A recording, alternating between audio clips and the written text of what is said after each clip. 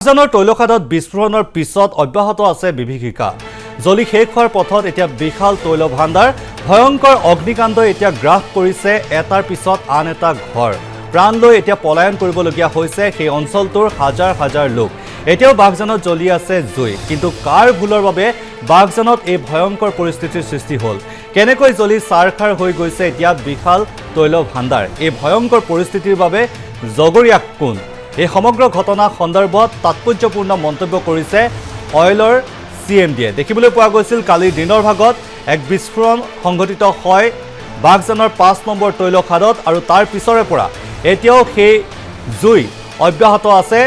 বাগজানৰ তৈল খাদত বিস্ফোৰণৰ পিছতেই এতিয়া অব্যাহত আছে সেই বিভীষিকা।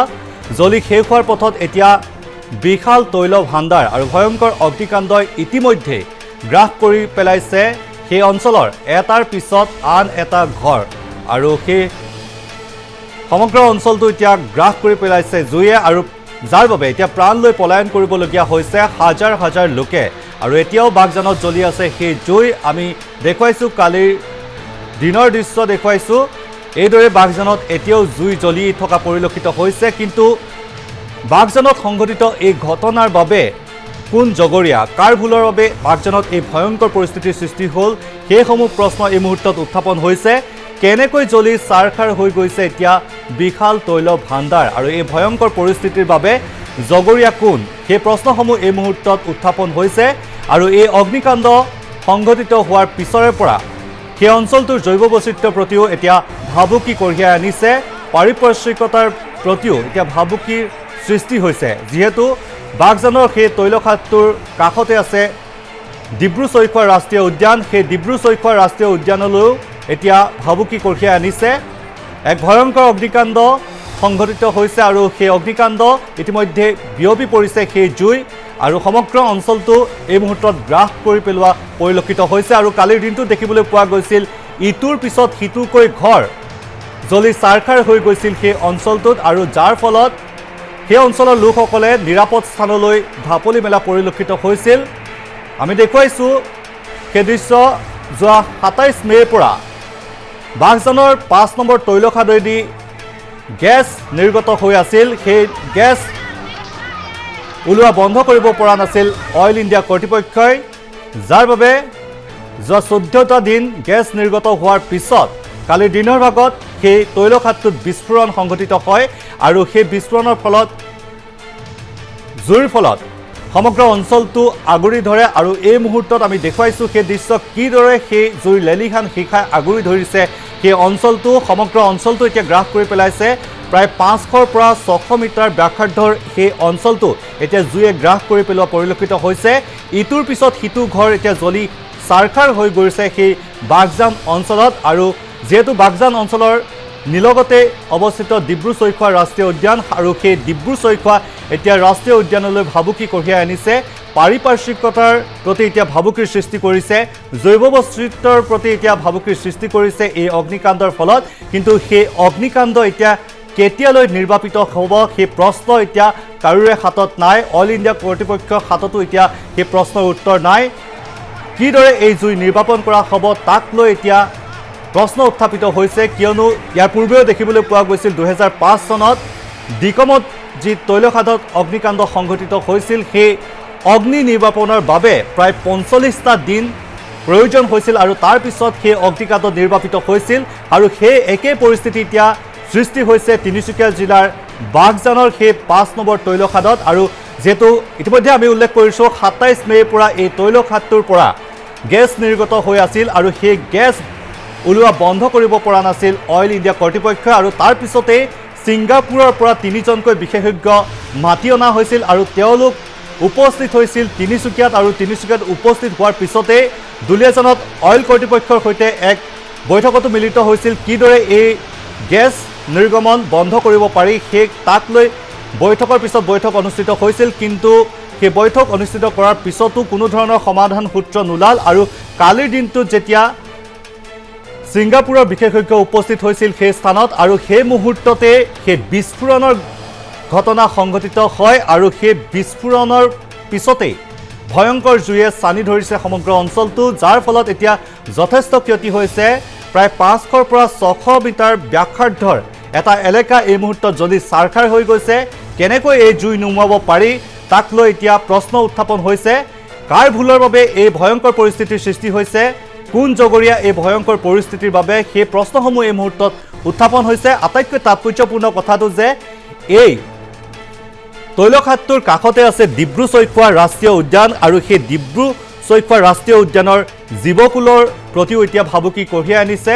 জৈৱ বৈচিত্ৰ্যৰ প্ৰতিও এতিয়া ভাবুকি কঢ়িয়াই অনা পৰিলক্ষিত হৈছে, কিয়নো ইতিমধ্যে সেই অঞ্চলটোৰ জুয়ে গ্ৰাস কৰিছে আৰু অইল ইণ্ডিয়া কৰ্তৃপক্ষই জনোৱা মতে এই জুই নিৰ্বাপন কৰিবলৈ তেওঁলোকক হয়তো প্ৰায় এমাহৰ প্ৰয়োজন হ'ব। ইতিমধ্যে তেওঁলোকে সেই কথা স্পষ্ট কৰিছে আৰু সেয়েহে এতিয়া আতংকিত হৈ পৰিছে সেই অঞ্চলবাসী।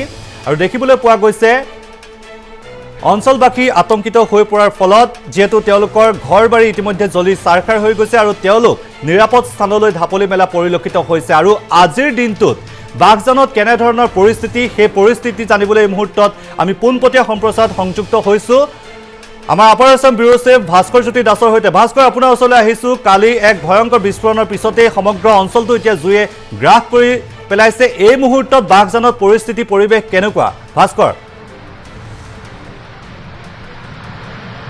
হয় নয়ন, আমি বিগত 14টা দিনে দেখাই আহিছোঁ বাঘজানত কি এক আতংকময় পৰিৱেশে বিৰাজ কৰিছিল। আৰু কালি দুপৰীয়া সময়ত যিটো ঘটনা সংঘটিত হ'ল, ঘটনা সংঘটিত হোৱাৰ পিছত সমগ্ৰ বাঘজান বৰ্তমান জনশূন্য হৈ পৰিছে। ইয়াত কোনো ইয়াত চাৰিওকাষৰ যি ঘন জনবসতিপূৰ্ণ এটা অঞ্চল আছিল আৰু ইয়াৰ পৰা সকলো লোককে ইতিমধ্যে আজি কেইবাদিনৰ পূৰ্বে স্থানান্তৰিত কৰা হৈছিল, কিন্তু কালিৰে পৰা ইয়াত কাকো পাবলৈ নাই।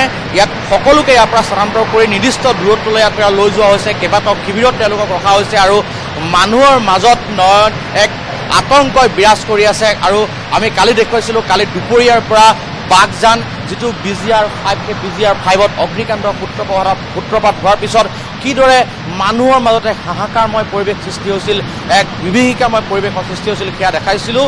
যোন যেনেকৈ য'তে আছিল তাৰ পৰা সকলো এৰি তেওঁলোকে ইয়াৰ পৰা পলায়ন কৰিছিল আৰু উৰেটো নিশা তেওঁলোকে বিভিন্ন স্থানত তেওঁলোকে দিন কটাই তেওঁলোকে ৰাতিটো অতিবাহিত কৰিছে। আৰু তেওঁলোকৰ যিসমূহ ঘৰ আছিল সেই ঘৰসমূহ বৰ্তমান কি অৱস্থাত আছে বা কেনেদৰে আছে, কি জ্বলিল, সেয়া কিন্তু এতিয়াও তেওঁলোকে গম পোৱা নাই, কাৰণ সমগ্ৰ যিটো অঞ্চল সেই অঞ্চলটো বৰ্তমান চিল কৰি দিছে। আমি দেখুৱাইছোঁ মোৰ পিছফালত এয়া BGR-5, যিটো BGR-5ত কালি দুপৰীয়া প্ৰায় 12:30 পৰা 1মান বজাতে যি অগ্নিকাণ্ড, সেই অগ্নিকাণ্ডৰ সূত্ৰপাত হয় আৰু জুয়ে এক বিস্তীৰ্ণ অঞ্চল, এক বৃহৎ অঞ্চল চানি ধৰে নয়ন।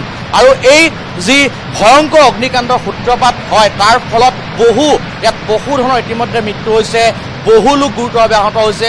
আৰু তাতোতকৈ গুৰুত্বপূৰ্ণ কথা হ'ল যে ONGC আৰু অইলৰ ভালে কেইজন বিষয়াৰ লগতে কৰ্মচাৰী সেই সময়ত তাত কৰ্মৰত হৈ আছিল। আৰু সেই যিসকল বিষয়া কৰ্মচাৰী তেওঁলোকৰ কিন্তু এতিয়াও তেওঁলোক কি অৱস্থাত আছে, তেওঁলোকক ক'ত ৰখা হৈছে সেই সম্পৰ্কত কিন্তু অইলে কোনো তেওঁলোকৰ স্থিতি জনোৱা নাই আমাক। তেওঁলোকে এটাই কৈছে, তেওঁলোকৰ সামান্য তেওঁলোকে কেজুৱেলিটি হৈছে বুলি কৈছে, সামান্যভাৱে আচলতে আঘাতপ্ৰাপ্ত হৈছে বুলি আমাক জনাইছে।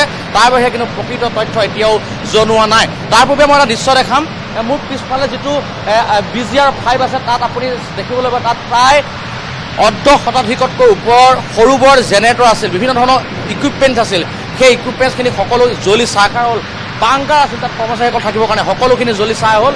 আৰু তাৰ কাষৰ আপুনি দেখিছে BGR-5 যিটো বাঘজানৰ ৱেল, সেই ৱেলটোৰ চাৰিও কাষত ঘন জনবসতিপূৰ্ণ হোৱাৰ উপৰিও ইয়াত ঘন অৰণ্যৰে ভৰা আৰু কাষৰে বৈ গৈছে যিখন মাগুৰী বিল।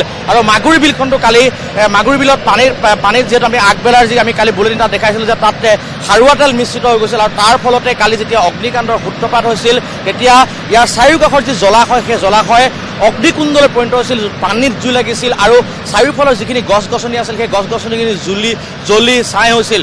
বহু পোহনীয়া জীৱ জন্তু কেনেদৰে জীৱন্তে অগ্নিহত হৈছিল সেই দৃশ্য আমি দেখুৱাইছিলোঁ। আৰু বৰ্তমান মই দেখুৱাইছোঁ BGR-5। মই কেমেৰা পাৰ্চন অমৃতক অকণমান মোৰ কেমেৰাটো অকণ আগলৈ আনিবৰ কাৰণে অনুৰোধ কৰিম। মোহন আছে, মোৰ দুজনকৈ কেমেৰা পাৰ্চন আছে, অলপ আগলৈ আনিবলৈ মই কাৰণ অনুৰোধ কৰিম। আগৰ পৰা আমি সমগ্ৰ যি ভিজুৱেলছখিনি মই দেখাবৰ কাৰণে অনুৰোধ কৰিম।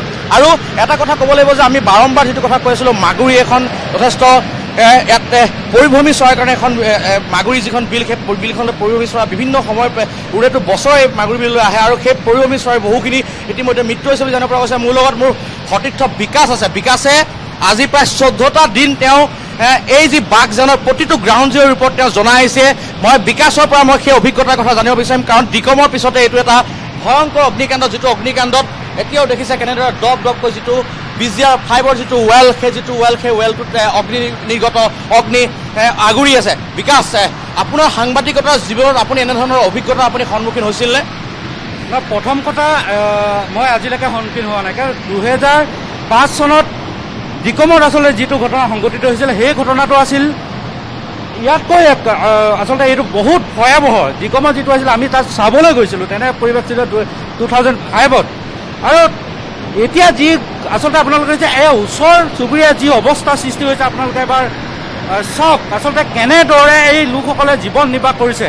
আৰু কেৱল এই যিটো জ্বলি আছে, আমি এইটো অলপ সময়ৰ পাছত ইয়াৰ জুই যি গভীৰতা জুই যিটো অলপ সময়ৰ পাছত বাঢ়ি যাব। মই এটা কথা আপোনাক এটা ৰখাম, 14টা দিনৰ পূৰ্বে যিটো প্ৰচণ্ড শব্দৰে গেছ প্ৰবাহিত হৈছিল তলৰ পৰা, সেই একেটা শব্দ কিন্তু এতিয়াও সেই শব্দই শুনিবলৈ পোৱা গৈছে। শব্দটো কিন্তু এতিয়াও কমা নাই। আৰু জুইৰ যিটো প্ৰাবল্য, অগ্নিৰ যিটো প্ৰাবল্য কালিতকৈ কিছু খাম কাটিছে যদিও কিন্তু এতিয়াও কিন্তু আপুনি দেখিছে ভূপৃষ্ঠৰ পৰা কিমান ওপৰত। মই কেমেৰা পাৰ্চনক ইয়াৰ চাৰিওকাষৰ ভিজুৱেলছ মই দেখাই থাকিবৰ কাৰণে অনুৰোধ কৰিম যে চাৰিওকাষৰ যিখিনি পৰিৱেশ, সেই পৰিৱেশটো কেনেকৈ এক অৱস্থালৈ পৰিণত হৈছে। আৰু মই যিখিনি পানী, মই সেই পানীখিনিৰ অৱস্থা যদি মই সম্ভৱ হয় দেখাম। মই ইয়াৰ পাছত অমৃতক কৈছোঁ, ইয়াৰ চাৰিওকাষৰ যিখিনি জলাশয় আছিল, সেই জলাশয়সমূহত আমি কালি পুৱাৰ ভাগত আমি যিটো বাতৰি সম্প্ৰচাৰ কৰিছিলোঁ যে চাৰিওফালৰ জলাশয়ত খাৰুৱা তেল ইয়াতে মিশ্ৰিত হৈ গৈছিল। খাৰুৱা তেল হৈ যোৱাৰ ফলত ইয়াৰ চাৰিওফালে দেখিছে আপুনি কালি এই যিসমূহ অঞ্চল মই য'ত উপস্থিত আছোঁ, সেই অঞ্চলসমূহত জুয়ে আগুৰি ধৰিছিল। ইয়াত চাৰিওফালে জুইময় হৈ পৰিছিল, এক অগ্নিকাণ্ডলৈ ৰূপান্তৰিত হৈছিল। আৰু এতিয়া আপুনি দেখিছে জুই কিছু কমিছে, জুই তীব্ৰতা কিছু কমিছে, কিন্তু এতিয়াও সেই প্ৰচণ্ড শব্দত সেই যিডোখৰ স্থানত যিটো ৱেল আছিল, সেই ৱেল কিন্তু এতিয়াও জুই জ্বলি থকাৰ যি দৃশ্য, সেই দৃশ্য আমি ভাস্কৰ, আপোনাৰ পৰা এটা কথা জানিব বিচাৰিছোঁ, যিহেতু ইতিমধ্যে আপুনি উল্লেখ কৰিছে যে সেই জুইৰ তীব্ৰতা কালিতকৈ কিছু কমিছে বুলি ইতিমধ্যে আপুনি উল্লেখ কৰিছে। এই ক্ষেত্ৰত এই জুই নিৰ্বাপনৰ বাবে অইল ইণ্ডিয়া কৰ্তৃপক্ষই বা ছিংগাপুৰৰ পৰা যি বিশেষজ্ঞ আহিছে, তেওঁলোকে এই মুহূৰ্তত কেনেধৰণৰ পৰিকল্পনা যুগুত কৰিছে, কিবা জানিব পাৰিছে নেকি ভাস্কৰ? হয় নয়ন, আমি কালি অইলৰ যিগৰাকী অধ্যক্ষক, সেই অধ্যক্ষগৰাকীৰ লগত আমি কথা পাতিছিলোঁ। আৰু কথা পতাৰ পিছত তেওঁ এটা কথা স্পষ্ট কৰিছিল যে তেওঁ কালি যথেষ্ট চিন্তিত দেখা গৈছিল। কিন্তু তেওঁ এটা কথা কৈছিল যে এনেধৰণৰ যিবোৰ ঘটনা হয়, গেছ ভূগৰ্ভৰ পৰা নিৰ্গত হোৱা যিবোৰ ঘটনা, সেই ঘটনাসমূহত শ্বাটডাউন কৰিবৰ কাৰণে যিহেতু তেওঁলোকে সেই যিটো ৱেল, সেই ৱেলটো শ্বাটডাউন কৰিবৰ কাৰণে কিন্তু এনেধৰণে জুই লগাটো তেওঁলোকৰ এটা নৰ্মেল কথা বুলি তেওঁ এটা কালি কৈছিল যে জুই লাগিলে ভাল, তেওঁলোকে আচলতে গোটেই যিটো ৱেল, সেই ৱেলটো শ্বাটডাউন কৰিবৰ কাৰণে। আৰু কালি কৈছোঁৱে যিটো ছিংগাপুৰৰ পৰা যিটো দল আহিছিল, সেই দলটো ইতিমধ্যে তেওঁলোকৰ কাম কাজ চলাই আছিল। আৰু কাম কাজ চলাই থকাৰ মাজতে ঘটনাটো হৈছে, গতিকে তেওঁলোকক কিন্তু এই বিষয়টোলৈ বেছি চিন্তিত দেখা নগ'ল। যিহেতু আমি কৈছোঁ কালি পৰিৱেশ আৰু পৰিস্থিতি যথেষ্ট সুকীয়া আছিল, কালি কি ভয়ংকৰ পৰিস্থিতি আছিল দেখুৱাইছিলোঁ। আৰু বৰ্তমান এইটো শ্বাটডাউনৰ কাৰণে বা তেওঁলোকে এই যিটো বৰ্তমানো যিহেতু অগ্নি এটা দেখিছে ভূপৃষ্ঠৰ পৰা কিমান ওপৰলৈ জুই নিগৰিত হৈ আছে, সেই মই দেখুৱাইছোঁ। জুইৰ ৰেলিয়ান শিকাই কেনেদৰে আকাশ গগন চুম্বিছে, সেয়াও আমি দেখুৱাইছোঁ। কিন্তু এই ক্ষেত্ৰত তেওঁলোকে বৰ্তমান তেওঁলোকৰ এটা বৃহৎ দল, অইলৰ দল, আমাৰ DY360 দলটোৰ আগে তেওঁলোক আহিছিল। তেওঁলোকে কিন্তু কি ব্যৱস্থা গ্ৰহণ কৰিছে, তেওঁলোকৰ কি ষ্ট্ৰেটেজি লৈছে, সেই সম্পৰ্কত আমি এতিয়াও জানিব পৰা হোৱা নাই। কিন্তু কালি যেতিয়া আমি ইয়াত যেতিয়া অগ্নিকাণ্ডৰ সূত্ৰপাত হৈছিল, তেতিয়া আমি যেতিয়া তাত গৈ সেই সময়ত আমি CMDৰ লগত আছিলোঁ, অধ্যক্ষৰ লগত আছিলোঁ। কিন্তু অধ্যক্ষই এটা কথা কৈছিল যে তেওঁলোকৰ এনেধৰণৰ যিবিলাক পূৰ্বৰ ঘটনাৰ যি অভিজ্ঞতা, সেই অভিজ্ঞতাসমূহৰ পৰা এটা কথা কৈছে যে এনেধৰণৰ যদি তেওঁলোকে যিখিনি প্ৰিকশ্যনাৰী মেজাৰ লয়, জুই নলগোৱাৰ পূৰ্বে এই যিটো ৱেলটো শ্বাটডাউনৰ কাৰণে যদি তেওঁলোকে তাত সফল হয়, তেতিয়াহ'লে এটাই উপায় থাকে, তেওঁলোকে যদি ৱেলটো যদি এনেকৈ অগ্নিসংযোগ হোৱাৰ পিছত কিন্তু তেওঁলোকে ৱেলটো শ্বাটডাউন কৰাৰ কাৰণে কিছু সুবিধা হয় বুলি কৈছিল। আৰু একেখিনি কথাই ছিংগাপুৰৰ পৰা দলটোও জানিবলৈ দিছিল বুলি CMDক তেওঁলোকে কৈছিল। কিন্তু তাৰপিছত এই যিটো পৰিস্থিতি, সেই পৰিস্থিতিটো কেনেদৰে নিয়ন্ত্ৰণ কৰিব, সেয়া কিন্তু এতিয়াও আমাৰ হাতত তথ্য আহি পৰা নাই। মই কৈছোঁ যে এটা বৃহৎ দল, যিটো বৃহৎ দল ইতিমধ্যে আমাৰ আগে তেওঁলোকে দুলীয়াজানৰ অইল ষ্টেটৰ যি মুখ্য কাৰ্যালয়, সেই মুখ্য কাৰ্যালয়ৰ পৰা তেওঁলোকে ওলাই আহিছে প্ৰায় এটা বৃহৎ দল, য'ত নেকি ছিংগাপুৰৰ যি দুজনীয়া বিশেষজ্ঞৰ দলটো আছিল। গতিকে কিন্তু আপোনাক মই এটা কথা দৃশ্য দেখুৱাম, যিটো ৱেলৰ যিডোখৰ স্থান, সেই স্থানডোখৰত কিন্তু তাত কাম কৰিব পৰা এটা অৱস্থা এতিয়া আমি দেখিবলৈ পোৱা নাই। যদি তেওঁলোকে আঁতৰৰ পৰা কিবা তেওঁলোকৰ যিটো ষ্ট্ৰেটেজি বা তেওঁলোকে কিবা যদি অত্যাধুনিক উপায় তেওঁলোকে নিয়ন্ত্ৰণ কৰে, সেয়া এটা অন্য বিষয়। কিন্তু এই মুহূৰ্তত ওচৰত গৈ সেয়া নিয়ন্ত্ৰণ কৰিব পৰা কিন্তু মই একো